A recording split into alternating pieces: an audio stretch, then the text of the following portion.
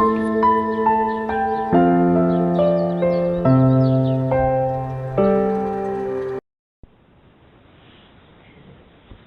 and welcome. This is Amanda, the Nerdy Crafter, and today I'm here for Pajama Crafter Stamps. I'm going to be teaching a class in Cincinnati and the beginning of, it's end of July, early August, for some watercoloring. So I absolutely love to watercolor. It is my medium of choice.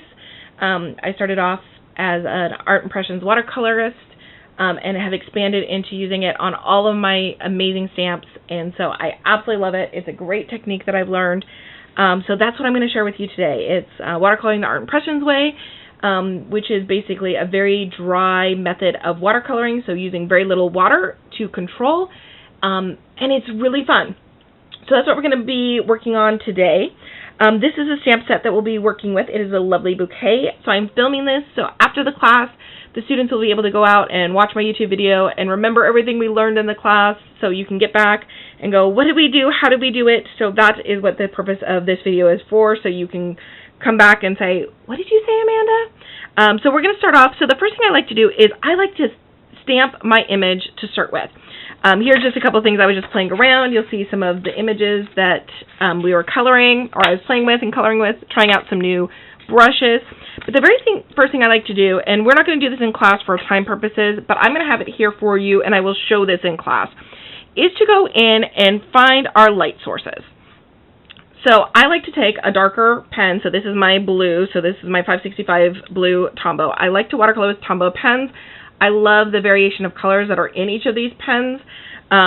So that is, and they're easy to transport, easy to use. So that is kind of why I stick with this medium. But what we want to do is anywhere that there's an overlap. So I'm coming in and I'm just going to sketch in where my dark is going to be and where my light or white is going to be. So when I'm coming back and watercoloring this, it helps me to see that. Sometimes I do this beforehand. Sometimes I just wing it. Honestly, I can sit and do a whole class on light source and where the light's coming from and, you know, where to highlight. I just kind of wing it. That is just who I am. My counterpart, Joy, who runs and owns Pajama Crafter Stamps, she is amazing. If you want to know light sources, she is the one to follow. I am just kind of a team wing it, so take that for what it is.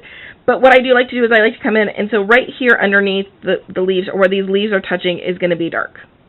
So this is where my dark's going to be. So I'm just doing this very quickly. This is not precise. It is just so that when I'm coming back to watercolor, I have an idea. And sometimes you have to watercolor it at least once, get in there to really see where things overlap.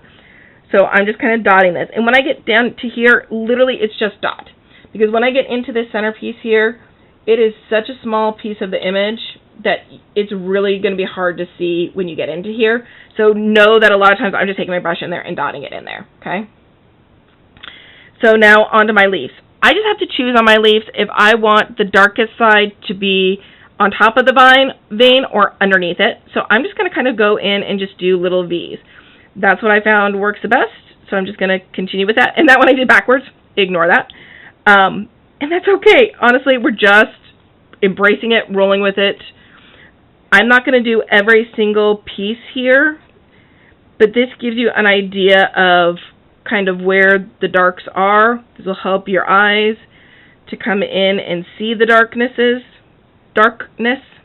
or the light sources, and basically the opposite of every place that I'm putting in these dark pieces is going to be light. So just dark, dark, dark, and then these ones, again, they're just going to be speckled because they're so small with our brushes.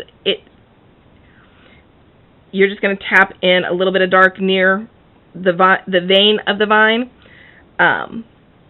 just a little bit up the vein, tap, tap, tap, and then again, right where the roses are going to touch or overlap is where our darkness is going to be, and then tap, tap.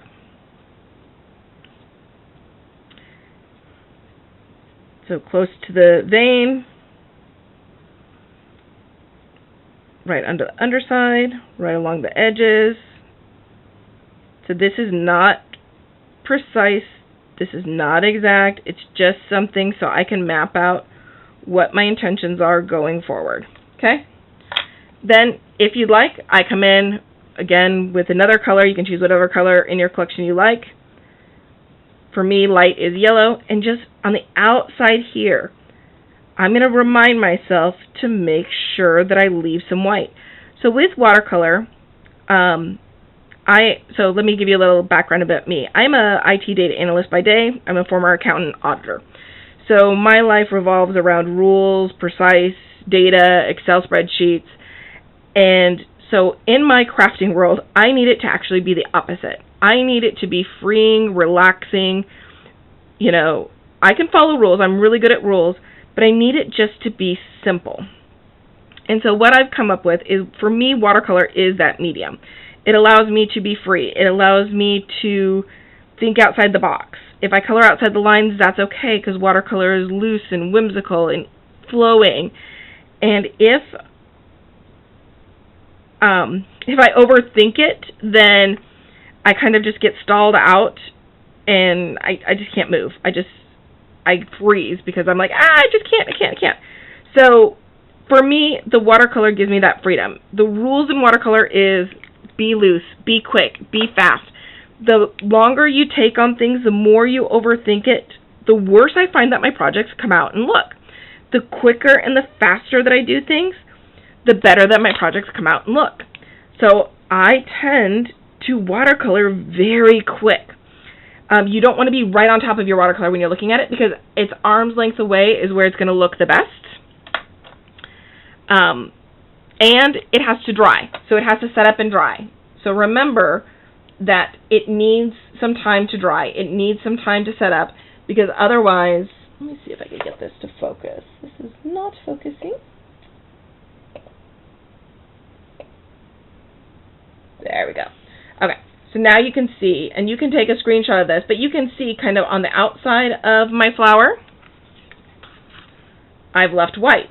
On the inside, touching, is where it gets darker. You can see where I've added it in some of the leaves.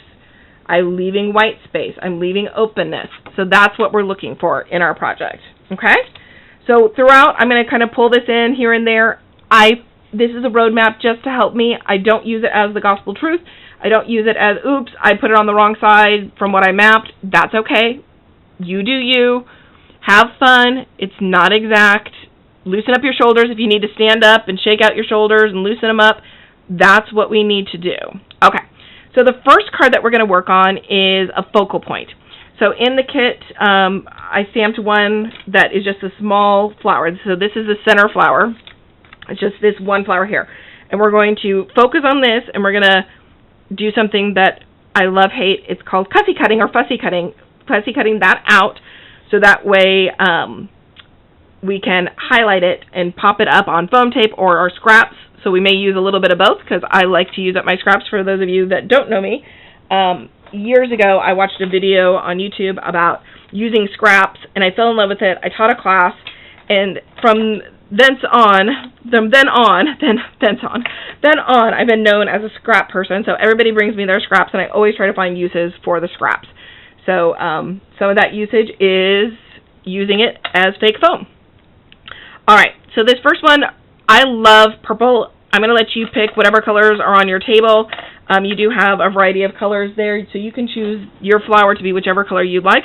But I'm going to use a combination of the 636 purple, and I like to bring in a little bit of the 725 pink. So we're going to use those two.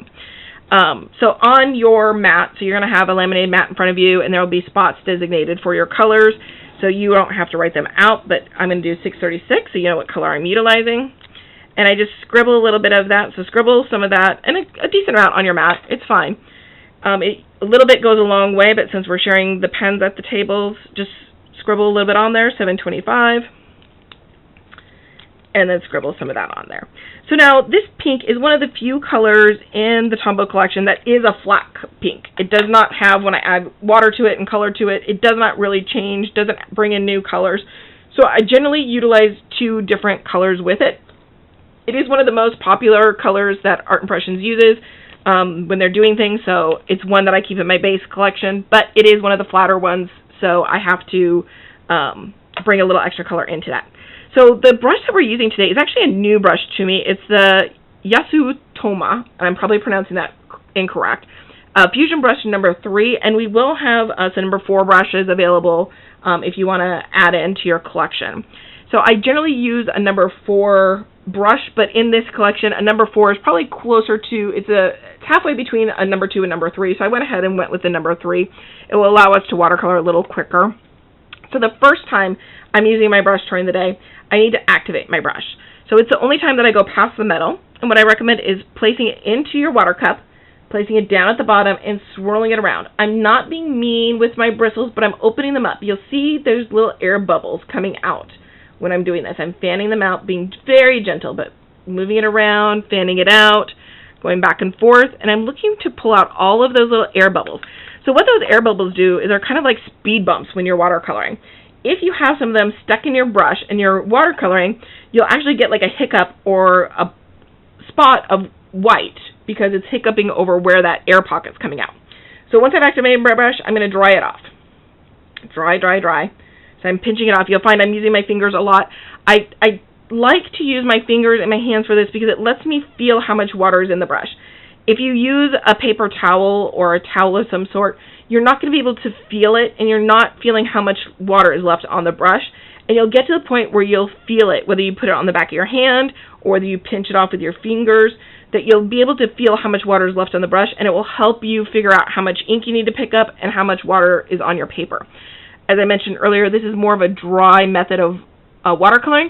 This cup here, I can put water in and I can paint for a week and it won't change colors because we use such a small amount. Oops, the puppies are barking. One moment. I'm house sitting for my mom right now, and her puppies, any little sound, they will bark. And I do mention in my videos a lot Shadow, and one of her dogs' name is Shadow, so he'll come running in, so you'll hear pitter-patter as I mention shadows throughout the video. It always makes me giggle and laugh when I'm filming at her house. But back to the brush. So pinching it off is really, really helpful because that lets you feel and control how much water is in here. So now, after my brush is activated, when I put my brush in, I want to go halfway down. So I never want to come back up here, but I don't want to go just to the tip. So the two things that I find is you're using too little water or too much water with this technique. So getting your water control figured out is going to be your best friend. So dip it in halfway, pull it out, and you can see that there's some glistening on my brush. And I'm going to pinch that off. Now I pinched it off super light because I want to show you. I'm going to flip this over. So I'm going to show you the difference. So I have not pinched this one off. And when I go to watercolor, you can see that it's leaving a little shine, a little poodle, what I call, of water. When I pinch it off and I go to watercolor, it's flat. You can still see there's water, but it's not pooling up. So there's a distinct difference when you have a little bit of water or a lot of water. For the pooling amount of water, that I do when I'm doing backgrounds or skies because it's a wet-on-wet technique. But when I'm doing just general watercoloring, I'm going to go from spot to spot to spot, and it will be dry by the time I work my way back around because we've used such a small amount of water. Okay, so we're going to start with this flower. If we remember from our light source, dark towards the base where the petals are overlapping and white towards the top. So to get that, I've got a little bit of water on my brush. I'm going to tap in some color. It's just a little bit of tap. I'm not swirling it around and picking up a lot of color. Less is more. And then I'm just going to come in and I'm going to push that out just a little or tap it right there along that edge. Now the reason why I tap it and don't do a straight line is because you're going to see, one, there's jagged edges here. When I'm going to blend this out later, it's easier to blend these jagged lines than it is a straight line. A straight line you have to really work to get rid of. These jagged lines really allow it to blend and blend out and not show that straight line. So I'm doing, it's almost like a patting. So it's pat, pat, pat.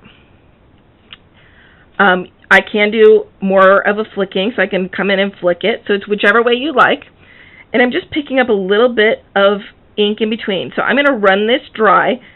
And you can see I haven't grabbed more water, but I do keep grabbing more ink. So right here, I'm running out of ink. So I'm going to grab a little bit more.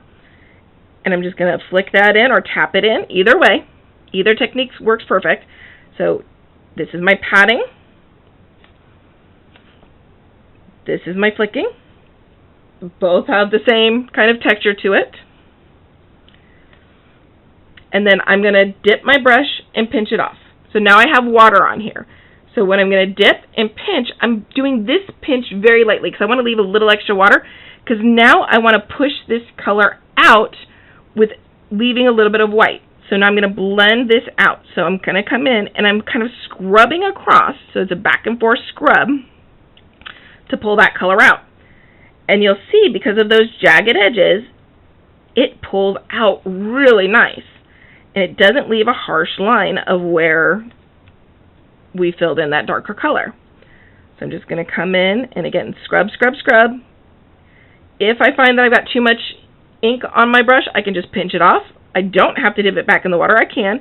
But when my color stops moving, so there will come a time when it feels like I'm pushing my brush but nothing's happening. That's when I need more water. So there we go. We've just done our first round. So now I'm going to dip, pinch, grab some more ink, and go on to the next layer.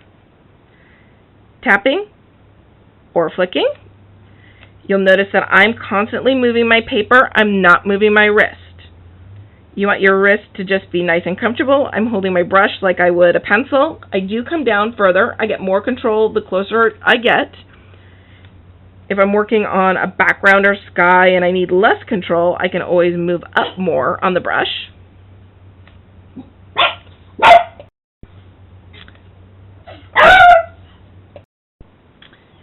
So the Postal Service was just here dropping off a package, so the dogs are warning me and letting me know that they are here, so you may have heard them in the background. They're such wonderful guard dogs. They definitely are very protective, letting us know when strangers come near the doors. So I was patting in that color. I'm going to dip my brush, pinch it off, leaving it a little wetter than normal, and then just scrubbing this in. So the nice part with watercolor is you can build up your watercolor. So with other mediums such as alcohol markers, I love alcohol markers. They're absolutely beautiful. For me, there's a lot of colors that I have to learn and how to blend them together. I can get the same type of gradation of color by doing this, by layering, so adding 2 or 3 layers. So I use one pen, but by adding some layers to it, I can get like that 3 or 4 generational of colors there. So I don't need 3 pens. I need one pen that I layer 3 times. Now when I'm getting down to these smaller ones, I am literally just tapping right along that edge.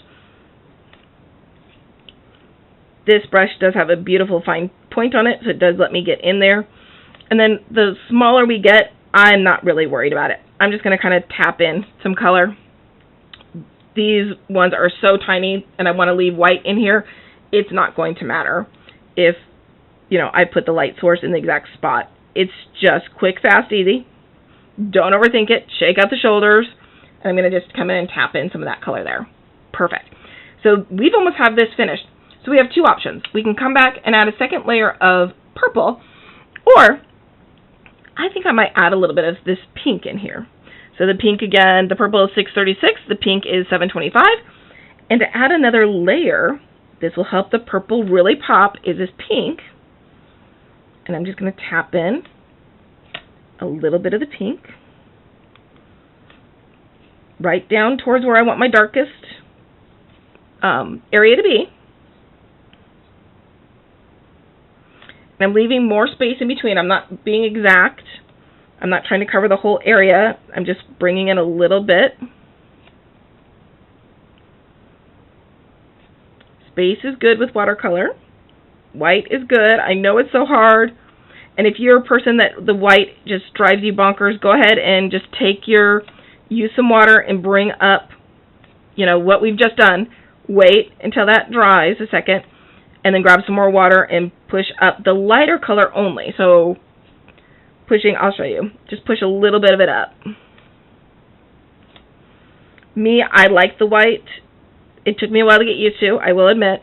but now that I'm used to it, I really, really like it. Okay, so now when I get down into the middle, I'm just kind of tapping into the middle there. Doesn't have to be exact. Grabbing my brush, pinching it off.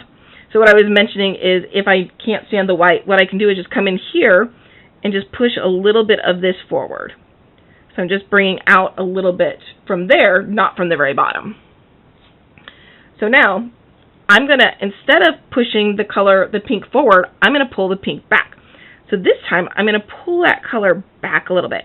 What that's going to do is it's going to bring the darkest portion right backwards. So I may need to pinch my brush in between every once in a while because I'm going to collect some of this ink on my brush.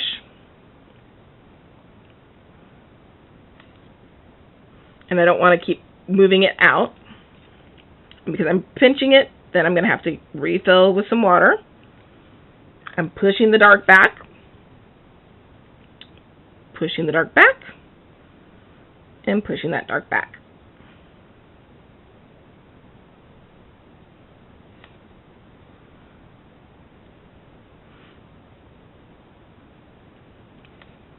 Now our petals do have texture to it, so leaving a little bit of those lines showing, a little bit of that texture is perfect. Okay, then we're going to let that sit and dry for just a second because, again, we're using such a small amount of water. This project is dry. It is already dry. When you touch it, you may feel it's a little cool to the touch, which means it still has a little bit of drying to do, and the colors will need to settle in. Looks like I got a little extra pink here. Again, we can just layer until we get the color we want. But do not freak out. Let it dry for 24 hours before you freak out because the colors will settle and you'll go to look at it the next day and you're like, oh my gosh, that is so pretty. Right now when you look at it, you're going to be like, oh my gosh, there's too dark, it's too this, it's too that. Let the project settle, put your card together, and then you'll be able to see some of that. The other thing I like to do sometimes is come in with the back of my pen, or Tombow does sell some twin tone markers that match the colors. Those are a little bit smaller, and I will just come in and dab into some of those darker spots. Just a couple little dots. I don't go wild. I don't need all over the place, but it just adds another layer of texture and dimension to my project. Okay, this is one of the ones that we are going to fussy cut out, or like I like to say is fussy cut. So grab your favorite small scissors here. And this is a fairly easy piece to trim out. Because I'm not one that's big on fussy cutting, so if it was not quick, simple, and easy, the likelihood of me cutting this out would be slim to none. I would pull out my scan and cut. Unfortunately, there's not a die for this specific one. But yeah, I'd be pulling out something to let it do the work for me versus me doing this by hand. But we can trim this out in just literally a couple seconds. If you have any distress ink in your kit and you like to kind of blend those edges a little bit more, just pull in a little bit of your favorite distress ink. Catherine Pooler Over Coffee is my favorite. Tim Holtz Tea Stain or Tea Something are another beautiful one. There's so many out there. And that just kind of helps fill in any of those areas. The other option that I have done in the past, always do this from the back, but I come in from the back and you can always take a black pen and redefine that line if you cut off the line. Just be very careful. The reason we do this from the back is because if you slip, you may Uber your project. So sometimes I will fussy cut before I'll color, so that way I have a chance to do this beforehand. In case I make an Uber. Alright. Options. That's what I like to give you. Okay, so the next thing that we're going to do is we're going to bring in one of our bases here. Yep, this one looks perfect. Okay, for this next part, I'm going to add some splatter to the background of my plain white. So when I go to add this one on top, let's see. I have to kind of rotate this around a little bit to see where, there we go, where this is. So this is going to be popped up right on top here. So we can use some of the excess that we trimmed off to help give it a layer, or we can bring in some foam, whatever we'd like. But we're going to pop this up a little, and I want to give this a little bit more dimension here. So I had mentioned that the other brush in this collection is a number 4. This one's a little bit bigger and will give a little bit more splatter. You can use either brush. We do have these for sale in the store, so if you're interested.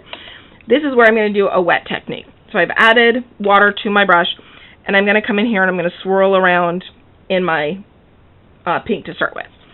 And then I'm just going to come in, and with my finger, I'm going to tap over my image. And I don't need to come over the rose here because we're going to be covering that up. And I'm just using my finger. You can tap it against the other brush. That is a little bit annoying on the recording when I do that, so I'm not going to do that on the recording. And more water for this portion, or this technique, is helpful because you need a little bit of water to get those splatters moving. You will end up getting splatters all over the place, so I do recommend having some paper towels, maybe a splatter box available. Dip that in, pinch it off. I don't mind if the colors blend a little bit. So now I'm going to pick up the purple because I think these two colors work beautifully together.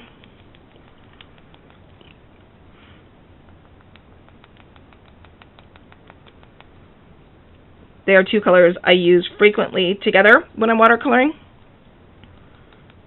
I think they blend well, they look gorgeous, and they really just accentuate each other. So I'm going to bring just some more water in here. So I am almost using up all that ink that I laid down earlier.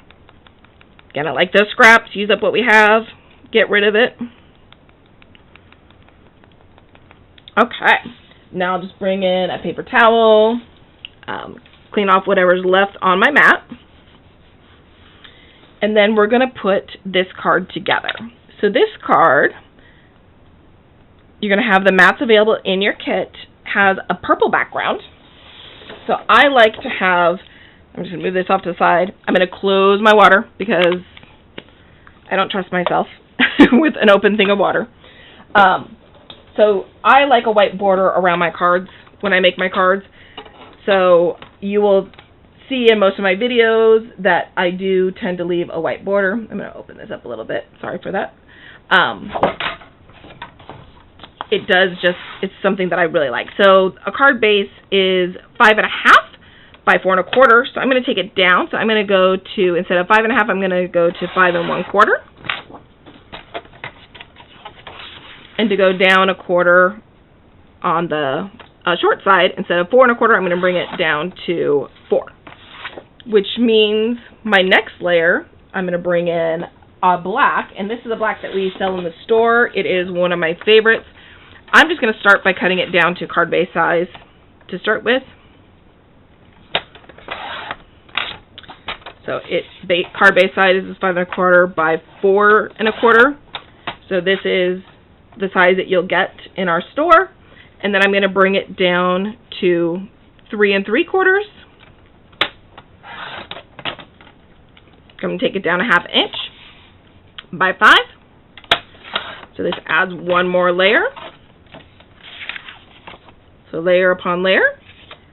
And then for this, I'm going to try to keep as much as I can here. So we brought that one down to 5, so I want to bring this down to 4 3/4. So I'm going to be trimming off, maybe, I'm just going to kind of play with it. I'm going to take off a little bit from the top, a little bit from the bottom. And it's okay if you trim off a little bit of the flowers. You'll find that a little bit of the leaves will come off, but that's okay. And then I need to bring this down to 3 1/2. So again, I'm probably going to take just a little bit off both sides.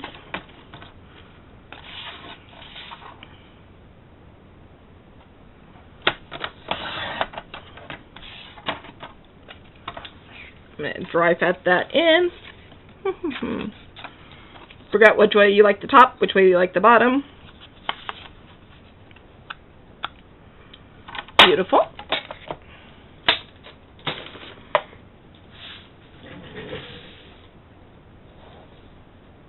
And then I'm just going to come in. So right now I don't have my distress ink with me. it's put away somewhere very safe. So I'm just going to grab some of my 969 brown, scribble it onto my mat, and I'm going to pick it up with my blending brush.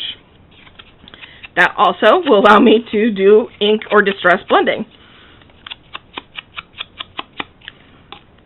Another use for our pens, you can add a little bit of water to that to help it move a little bit more, but I can simply pick up a little bit of my color with my blender. I always try to find more ways to use my supplies. So what are different ways that I can use my supplies that I don't have to have every single color? So can I blend them together to make more than one color? Can I layer them to add dimension? What can I do to use what I have and or use it in multiple ways? So now I've just distressed the outside of my cardstock here using one of my pens. We're now going to glue these all together. Use either wet or dry glue, whichever you prefer. I prefer wet glue. We use the Barely Arts glue. You'll find this available also at the Pajama Crafters website. This is my favorite glue. It dries matte and flat. A little bit of glue goes a long way. So remember, the camera adds 10 pounds. That is a little bit amount of glue there. And then just dry fit that together. I am team eyeball, but if you need exact, there is a T-ruler out there from Pear Blossom Press that will help you line that up. So I'm going to use my pal here, my Froggy Pal, and he will help me burnish that down.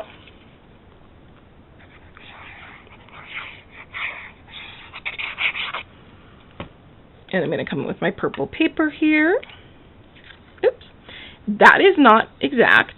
Honestly, if you don't want to do exact, you can do it kind of a little off-kilter too. I find that sometimes just going a little off-kilter works really well. And then let me grab a card base here.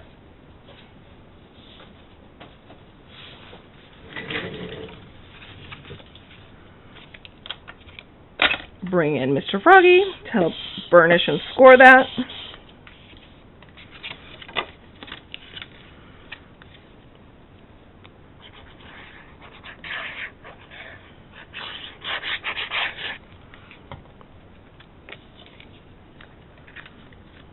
And place that down.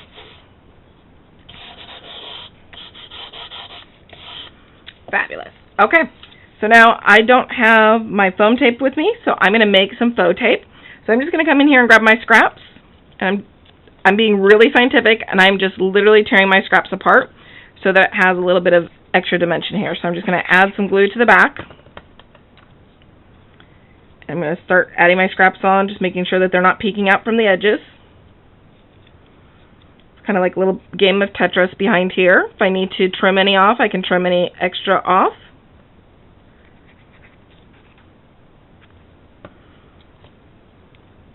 I'm just going to add probably 2, maybe 3 layers.